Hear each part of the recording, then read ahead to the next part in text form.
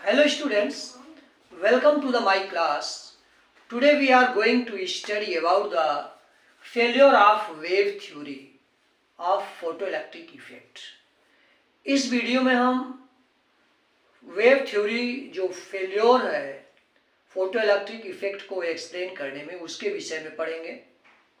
Einstein's explanation of photoelectric effect और Einstein's theory क्या है और उन्होंने फोटोइलेक्ट्रिक इफेक्ट को कैसे एक्सप्लेन किया इसके विषय में पढ़ेंगे। First, failure of wave theory. आपने फोटोइलेक्ट्रिक इफेक्ट में पढ़ा, फर्स्ट पॉइंट था kinetic energy of photoelectrons is kinetic energy, आप सिंपली एनर्जी भी कह सकते हैं। Kinetic energy of photoelectrons is independent of intensity. Photoelectrons is independent of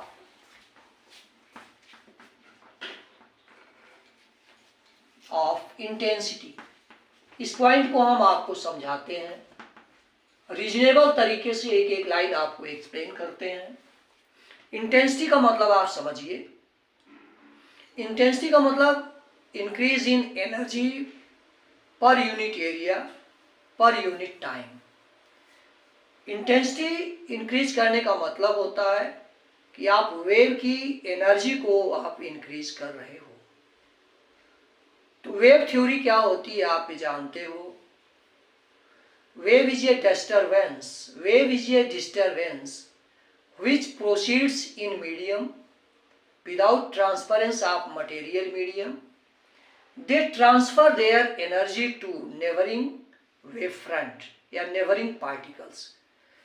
wave जो प्रोसीड करती है उसमें एनर्जी का ट्रांसफरेंस होता है, पार्टिकल प्रोसीड नहीं करते हैं। यदि आप एनर्जी को इंक्रीज करते हो तो जो नए वेव फ्रंट होंगे उनकी एनर्जी इंक्रीज करती है। इस तरह से आपके जो इलेक्ट्रॉन्स इजेक्ट होंगे उनकी एनर्जी इंक्रीज करना चाहिए।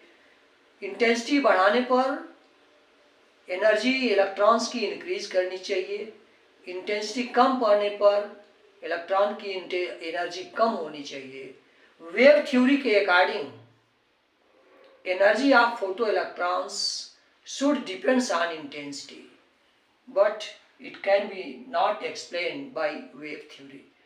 वेव थ्योरी में क्या होता है, अगर हम इंटेंसिटी को बढ़ाते हैं, लाइट रेज की एनर्जी को बढ़ाते हैं, इंटेंसिटी बढ़ाने का मतलब एनर्जी को बढ़ाते हैं, और वो जो नए वेव फ्रंट को ट्रांसफर होगी, जो उससे नया इलेक्ट्रॉन जो आपके इजेक्ट होंगे उनकी एनर्जी बढ़नी चाहिए, जबकि फोटो इलेक्ट्रिक इफेक्ट में ऐसा नहीं होता है। इस तरह से हम वेव थ्योरी के अकॉर्डिंग फोटो इलेक्ट्रिक इफेक्ट को एक्सप्लेन नहीं कर सकते हैं। पहला point, this is the failure of wave theory. Second point इसका था कि थ्रेशोल्ड फ्रीक्वेंसी, थ्रेशोल्ड फ्रीक्वेंसी क्या होती है, the minimum frequency below which no photo electric effect can takes place. Threshold frequency की व्याख्या वेव थ्योरी के अकॉर्डिंग नहीं की जा सकती है। फोटो इलेक्ट्रिक इफेक्ट क्या है, इसका दूसरा रूल है कि अगर लाइट रेज की जो फ्रीक्वेंसी है वो एक मिनिमम फ्रीक्वेंसी से कम है तो इंटेंसिटी को आप कितना भी बढ़ा दीजिए, फोटो इलेक्ट्रिक इफेक्ट नहीं होगा। This is the threshold frequency. तो इस फोटो इलेक्ट्रिक इफेक्ट क्या है, इसकी व्याख्या क्यों नहीं की जा सकती, इसको हम आपको समझा रहे हैं। Minimum frequency below which no photo electric effect can takes place. एक मिनिमम फ्रीक्वेंसी होती है जिससे कम फ्रीक्वेंसी की अगर लाइट है तो आपका इलेक्ट्रॉन का एमिशन नहीं होगा, वेव आपकी प्रोड्यूस नहीं होगी।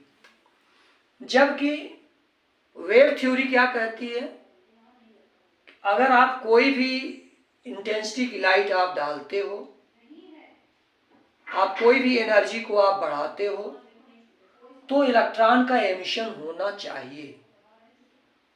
और इसमें थ्रेशोल्ड फ्रीक्वेंसी में क्या है कि आप फ्रीक्वेंसी एक निश्चित फ्रीक्वेंसी के नीचे हैं अगर आप, तो एनर्जी कितना भी दे दीजिए, इंटेंसिटी कितना भी बढ़ा दीजिए, आपका फोटो इलेक्ट्रिक इफेक्ट नहीं होगा, वेव प्रोड्यूस नहीं होगी।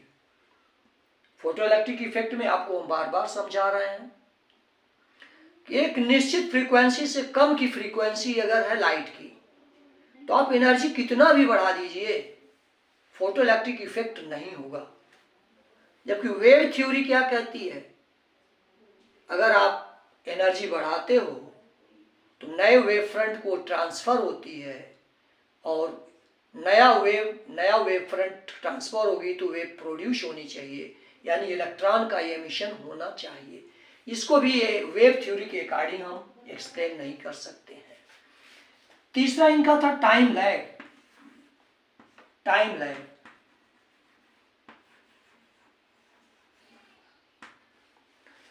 वेव थ्योरी क्या कहती है, when energy given to a wave, energy given to a wave is uniformly distributed to the next wave fronts.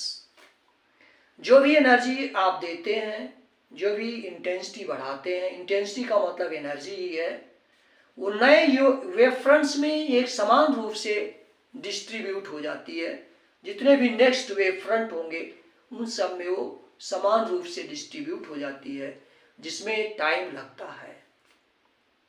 और जबकि फोटो इलेक्ट्रिक इफेक्ट एक इंस्टेंटेनियस प्रोसेस है, उसमें कोई टाइम नहीं लगता है। इस तरह से वेव थ्योरी के अकॉर्डिंग हम टाइम लैग की एक्सप्लेन नहीं कर सकते हैं। दोनों का डिफरेंस जानिए। फोटो इलेक्ट्रिक इफेक्ट क्या है, ये रूल्स आपने पढ़ा। Photo electric effect is a instantaneous process, there is no time lag between incident ray and ejected electrons. Photo electric effect, जैसे लाइट पड़ती है तुरंत इलेक्ट्रॉन का इजेक्शन होता है, उसमें कोई भी टाइम नहीं लगता है। वेव थ्योरी क्या कहती है, अगर हम किसी भी वेव को प्रोड्यूस करते हैं, उसकी एनर्जी को बढ़ाते हैं, एनर्जी डिफरेंट वेव फ्रंट्स में समान रूप से डिस्ट्रीब्यूट हो जाती है, और इसमें टाइम लगता है, which takes some time and cannot explain the instantaneous process time lag of the photoelectric effect। इस तरह से ये 3 रूल्स थे जिनको वेव थ्योरी के अकॉर्डिंग एक्सप्लेन नहीं किया जा सकता था। इसके बाद आइंस्टीन ने एक्सप्लेनेशन दिया क्वांटम थ्योरी के आधार पर, Einstein's explanation of photo electric effect. तो उनका जो पॉइंट्स थे, फर्स्ट पॉइंट ये था कि light proceeds in the form of bundle of energy. Quantum theory के आधार पर उन्होंने एक्सप्लेन किया। उनका फर्स्ट पॉइंट था light propagates in the form of bundles of energy. These bundles are known as photons and their energy is given by E equal to h nu। Einstein का जो model था उसको आप Einstein theory जो थी उस points को हम आपको समझा रहे हैं। उन्होंने पहले थ्योरी दिया और फिर उसके बाद एक्सप्लेन किया कि इस तरीके से तीनों कारण को एक्सप्लेन किया।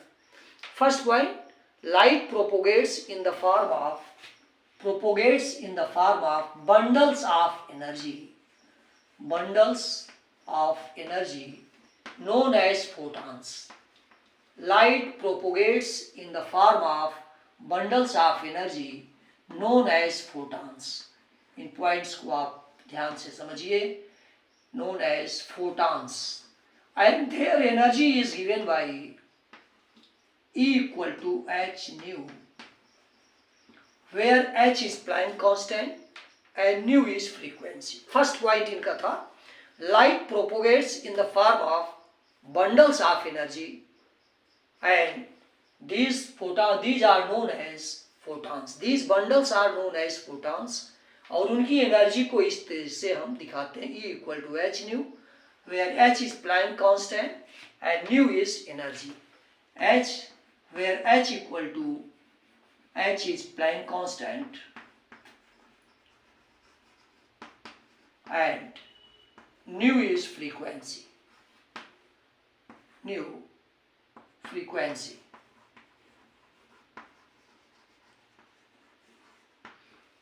इनका फर्स्ट पॉइंट था। सेकंड पॉइंट ये था, photo electric effect is due to the interaction of one photon to one electron bound on the metallic surface. इसको आप जानिए कि फोटो इलेक्ट्रिक इफेक्ट किसके कारण होता है। Photo electric effect is due to the interaction, due to the collision of one photon to one electron bound on the metallic surface. जब कोई भी लाइट रे मेटालिक सरफेस पर इंसिडेंट होती है तो लाइट का जो फोटॉन है, एक फोटॉन एक इलेक्ट्रॉन से इंटरेक्ट करता है और उसके बाद वो इलेक्ट्रॉन इजेक्ट होता है। Photo electric effect takes place. तो ये दूसरा क्या है, आप दूसरा पॉइंट आपका है, photo electric effect is the interaction या collision of one photon to one electron on the metallic surface, electron of the metallic surface, जिस सरफेस पर ये इंसिडेंट होता है। ऐसा नहीं है कि एक फोटॉन या बहुत सारे फोटॉन एक इलेक्ट्रॉन से करते हैं या दो फोटॉन 5 इलेक्ट्रॉन से करते हैं, ऐसा कुछ नहीं है। ये थ्योरी उनकी थी कि वन फोटॉन वन इलेक्ट्रॉन से इंटरेक्ट करता है और उसके बाद फोटो इलेक्ट्रिक इफेक्ट की घटना होती है। और तीसरा जो इनका एक्सप्लेनेशन था, when photon incident on the metallic surface it is completely absorbed and its energy is used in two parts. First, to eject the electrons, and the remaining part is used to giving kinetic energy, giving motion to the ejected electrons. आप इसको समझिए कि जब कोई भी photon metallic surface पर incident होता है वो कंप्लीटली एब्जॉर्ब हो जाता है। एक फोटॉन एक इलेक्ट्रॉन को इजेक्ट करता है। सबसे पहले फोटॉन सरफेस को पेनिट्रेट करता है, पेनिट्रेट 10⁻⁸ मीटर, इतनी डिस्टेंस तक वो पेनिट्रेट करता है और फिर इलेक्ट्रॉन को इजेक्ट करता है। Its some part of energy is used to eject the electrons and remaining part is used to giving motion to the photo electrons, giving motion to the ejected electrons. इसको आप समझिए कि जब कोई भी फोटॉन मेटालिक सरफेस पर incident होता है तो वह फोटॉन पहले सरफेस को पेनिट्रेट करता है और ये 10⁻⁸ मीटर इंसिडेंट फोटॉन लिख रहे हैं हम। Incident photon penetrates the surface, penetrates the metallic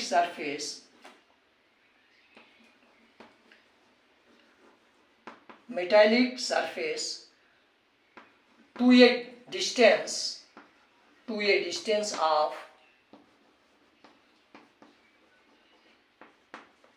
10⁻⁸ metre.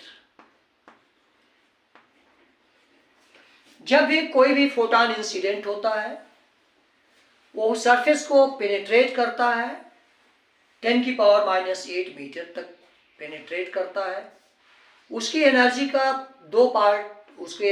Part दो भागों में यूज होता है। पहला उसको पेनिट्रेट करके निकालने में और दूसरा भाग उसको मोशन देने में, जो इलेक्ट्रॉन इजेक्ट होता है उसको मोशन देने में यूज होता है। तो इस तरह से आइंस्टीन ने इक्वेशन जो दिया, energy of photon E is used in two parts. First, to eject the electrons, जिसको हम कहते हैं वर्क फंक्शन। इजेक्ट करने में जो एनर्जी यूज होती है और शेष पार्ट इसको काइनेटिक एनर्जी देने में इसको मोशन देने में यूज होती है। इस तरह से इजेक्ट करने की यहां से एक डिफिनीशन, वर्क फंक्शन, इसको वर्क फंक्शन कहते हैं। It is the minimum energy to eject the electrons from the metallic surface. Minimum energy required to eject the electrons from the metallic surface is known as work function. यहाँ work function की definition और threshold frequency की definition आपसे पूछी जाती है exam में भी। Threshold frequency, minimum frequency below which no photoelectric emission takes place is known as threshold frequency. Work function, minimum energy required to eject the electrons from the metallic surface is known as work function. This is Einstein's equation. आप जानते हो जो photon की energy होती है उसको हमने अभी लिखा था E=h². आप इसको समझिए, h is Planck constant and nu is the frequency of incident ray, incident light. ये फोटॉन्स की जो फ्रीक्वेंसी होगी E=h². और this is the minimum energy required to eject the electrons. Energy का फार्मूला आप जानते हो h², और ये minimum energy, therefore here is minimum frequency used to eject the electrons from the metallic surface, and Ek is kinetic energy. This is half mv². तो this is known as Einstein's equation. इसको हम इस तरीके से भी लिखते हैं। और काइनेटिक एनर्जी को अगर इस तरफ हम ट्रांसफर करें, this implies that kinetic energy का जो एक्सप्लेनेशन अगर हम देना चाहें तो दिस इज E-φ0, और E= आप h² जानते हो, -φ0 को h²0 से लिखते हैं Ek. This is Einstein's equation. इस इक्वेशन के आधार पर उन्होंने जो फोटो इलेक्ट्रिक इफेक्ट को एक्सप्लेन किया वो हम आपको एक्सप्लेन करने चल। इसके बाद आइंस्टाइन थ्योरी के आधार पर उन्होंने पॉइंट्स को एक्सप्लेन किया। पहला पॉइंट था explanation of intensity.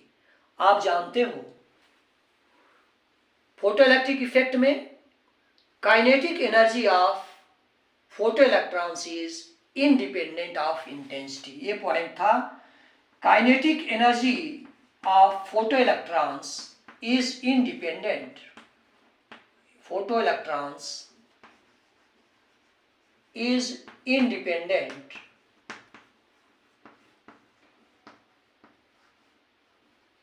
Of intensity. Intensity का जो प्रभाव होता है उससे आपकी जो काइनेटिक एनर्जी है वो इंडिपेंडेंट होती है। वेव थ्योरी के अकॉर्डिंग हमने व्याख्या नहीं कर पाए।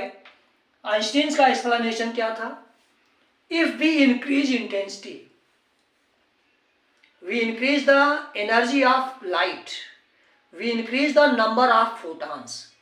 इंटेंसिटी इंक्रीज करने का मतलब है फोटॉन्स की संख्या को बढ़ाना, और फोटॉन्स की संख्या जब बढ़ती है तो आपको बताया गया कि एक फोटॉन एक इलेक्ट्रॉन को इजेक्ट करता है। अगर हम ज़्यादा फोटॉन्स इंसिडेंट करेंगे, ज़्यादा इलेक्ट्रॉन्स इजेक्ट होंगे, फोटो इलेक्ट्रिक करंट बढ़ेगी। Why increasing intensity? Photo electric current increases, but one photon eject one electron and energy of one photon remains the same. Photon की एनर्जी E=h² होती है, और ये जो सरफेस पर पड़ता है तो इसकी एनर्जी चेंज नहीं होती है, क्योंकि एक पार्टिकल, एक फोटॉन एक इलेक्ट्रॉन को ही इजेक्ट करता है, इसलिए इलेक्ट्रॉन को दी जाने वाली एनर्जी सेम रहती है। क्लियरली आपको एक्सप्लेन कर रहे हैं हम। इंटेंसिटी बढ़ाने का मतलब होता है नंबर ऑफ फोटॉन्स को बढ़ाना, और क्योंकि एक फोटॉन एक इलेक्ट्रॉन को इजेक्ट करता है, इसलिए फोटॉन्स की संख्या अगर बढ़ेगी तो इजेक्टेड इलेक्ट्रॉन्स की संख्या बढ़ेगी, फोटो इलेक्ट्रिक करंट बढ़ेगी। जबकि energy of one photon remains the same. Photon की एनर्जी का यही फार्मूला होता है, ये एनर्जी यही रहती है, इसलिए इलेक्ट्रॉन को दी जाने वाली एनर्जी सेम रहती है और फोटॉन्स की संख्या को बढ़ाने से एनर्जी पर कोई फर्क नहीं पड़ता है। इस तरह से आइंस्टीन के द्वारा ये एक्सप्लेनेशन किया गया कि energy of photo electrons remains the same by increasing intensity, therefore energy of photons is independent of intensity. इस पॉइंट जो वेव थ्योरी के अकॉर्डिंग नहीं एक्सप्लेन किया गया था उसको आइंस्टीन ने एक्सप्लेन किया बाय क्वांटम थ्योरी। दूसरा पॉइंट था effect of frequency. Threshold frequency की व्याख्या वेव थ्योरी के आधार पर नहीं की गई, आइए इसके अकॉर्डिंग हम करते हैं। दूसरा पॉइंट था थ्रेशोल्ड फ्रीक्वेंसी।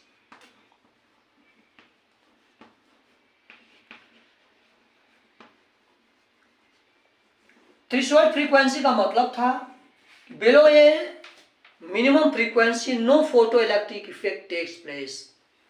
मतलब आप इंटेंसिटी को कितना भी बढ़ा दीजिए लेकिन फ्रीक्वेंसी अगर निश्चित फ्रीक्वेंसी से कम है तो फोटो इलेक्ट्रिक इफेक्ट नहीं होगा। उसकी व्याख्या इन्होंने इस इक्वेशन के आधार पर किया, इसको हम आपको समझा रहे हैं। अब इस इक्वेशन को आप देखिए, effect of frequency, threshold frequency की व्याख्या उन्होंने कैसे किया। If we increase the frequency, यहां से आप देखेंगे if we increase the frequency kinetic energy increases, E के equal to h nu minus h nu not.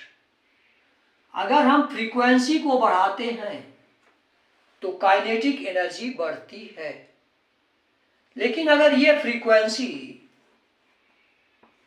Minimum frequency से कम है तो ये एनर्जी नेगेटिव आती है। इलेक्ट्रॉन की एनर्जी नेगेटिव होती है, दिए गए फोटॉन की एनर्जी वो कंप्लीटली यूज हो जाती है, वो इलेक्ट्रॉन को इजेक्ट नहीं कर पाती है, इसलिए फोटो इलेक्ट्रिक इफेक्ट नहीं होता है। ये आपकी समझ में आया होगा। If we increase the frequency kinetic energy increases, इस इक्वेशन के आधार पर डायरेक्टली प्रोपोर्शनल है।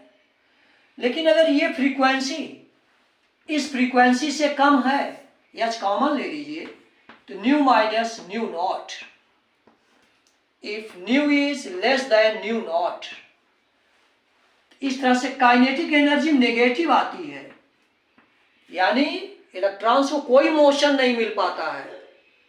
जो एनर्जी थी वो यूज हो गई, इलेक्ट्रॉन को इजेक्ट करने में एनर्जी कम पड़ गई, इलेक्ट्रॉन को इजेक्ट नहीं हो पाए। इस तरह से फोटो इलेक्ट्रिक एमिशन नहीं होता है when frequency of photons is less than the threshold frequency. This is the threshold frequency. ये हमने आपको बहुत ही अच्छे से एक्सप्लेन किया है। इलेक्ट्रॉन की एनर्जी दो पार्ट में यूज होती है, इलेक्ट्रॉन को इजेक्ट करने में। फोटॉन की एनर्जी दो पार्ट में यूज होती है, इलेक्ट्रॉन को इजेक्ट करने में और शेष पार्ट उसका काइनेटिक एनर्जी देने में। This is Einstein's equation. अगर हम फ्रीक्वेंसी को बढ़ाते हैं तो एनर्जी बढ़ती है इस इक्वेशन के आधार पर, लेकिन यदि ये फ्रीक्वेंसी हम इससे कम रखते हैं तो ये नेगेटिव आएगा। This is negative. नेगेटिव का मतलब एनर्जी कम पड़ गई। इजेक्ट करना क्या, इजेक्ट करने से कम ही है, इजेक्ट कैसे होंगे, उनको मोशन कैसे मिलेगा। इस तरह से frequency below threshold frequency no photo emission takes place. ये आपको हमने बहुत अच्छे से एक्सप्लेन किया है। इस तरह से थ्रेशोल्ड फ्रीक्वेंसी का एक्सप्लेनेशन इस आधार पर किया। तीसरा पॉइंट था टाइम लैग।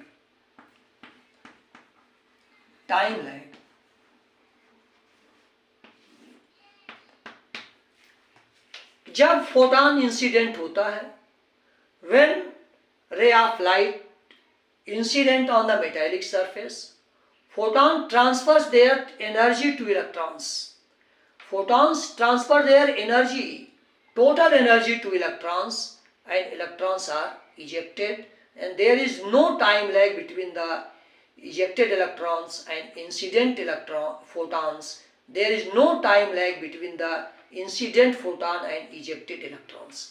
कहने का मतलब ये है कि जब फोटॉन मेटालिक सरफेस पर पड़ता है, ये अपनी कंप्लीट एनर्जी को इलेक्ट्रॉन को ट्रांसफर कर देता है और तुरंत इलेक्ट्रॉन जो इजेक्ट होते हैं, इनके बीच में इसलिए कोई टाइम लैग नहीं होता है। तो ये 3 पॉइंट्स थे जिसको आइंस्टीन ने अपने इक्वेशन के आधार पर एक्सप्लेन किया, और थ्रेशोल्ड फ्रीक्वेंसी, वर्क फंक्शन और टाइम लैग, इंटेंसिटी का कैसे इंक्रीज करते हैं तो इफेक्ट होता है, इन सब को हमने आपको कम्प्लीटली डिस्क्राइब किया है। उम्मीद करते हैं कि आपको हमारा वीडियो बहुत पसंद आया होगा। आप इसको ज़्यादा से ज़्यादा लाइक, सब्सक्राइब और शेयर करें। बेल आइकन का बटन दबाएं ताकि आपको नोटिफिकेशंस मिलते रहें।